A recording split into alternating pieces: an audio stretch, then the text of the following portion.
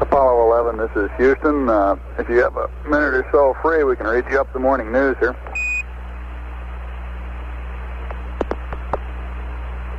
Go right ahead. Let's hear it. Roger, hot from the wires of the MSC Public Affairs Office, especially prepared for the crew of Apollo 11. Okay, first off, it looks like it's going to be impossible to get away from the fact that you guys are dominating all the news back here on Earth. Even Pravda in Russia is headlining the mission and calls Neil the czar of the ship. I think maybe they got the wrong mission. West Germany has declared Monday to be Apollo Day. School children in Bavaria have been given the day off.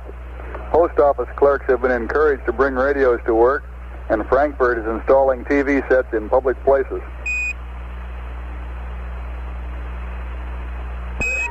BBC in London is considering a special radio alarm system to call people to their TV sets in case there's a change in the EVA time on the moon.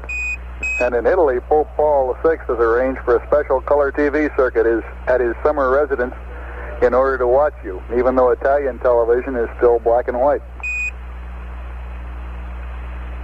Back here in Houston, your three wives and children got together for lunch yesterday at Buzz's house. According to Pat, it turned out to be a gabfest. The children swam and did some high jumping over Buzz's bamboo pole. In Moscow, space engineer Anatol Koretsky was quoted by TASS as saying that Luna 15 could accomplish everything that had been done by earlier Luna spacecraft. This was taken by the press to mean Luna 15 could investigate the gravitational fields, photograph the moon, and go down to the surface to scoop up a bit for analysis. Even the kids at camp got in the news when Mike Jr. was quoted as replying, "Yeah," when somebody asked him if his daddy was going to be in history. Then after a short pause, he asked, "What is history?"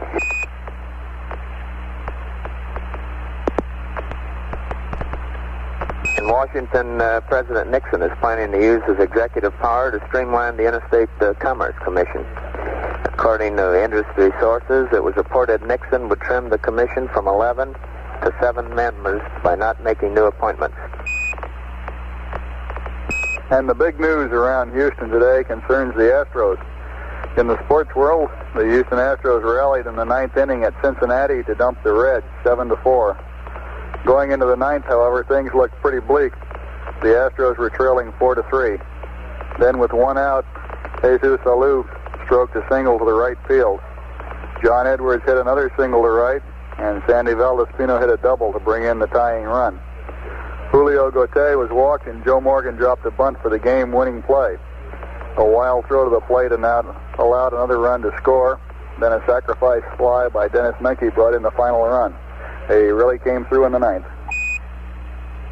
And other games in the National League. Those Astros really been catching those flies since they put a roof on the stadium. Good work.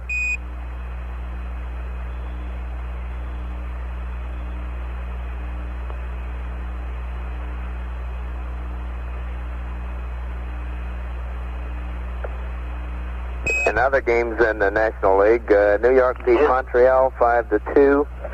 Pittsburgh beat St. Louis 4-1. And Atlanta over San Diego in the first game of a doubleheader 6-2. In the American League, Detroit beat Cleveland 4-0. New York trounced Washington 5-0. Boston out-hit Baltimore to score 6 runs to the Orioles 2. And Chicago beat Kansas City 6-1.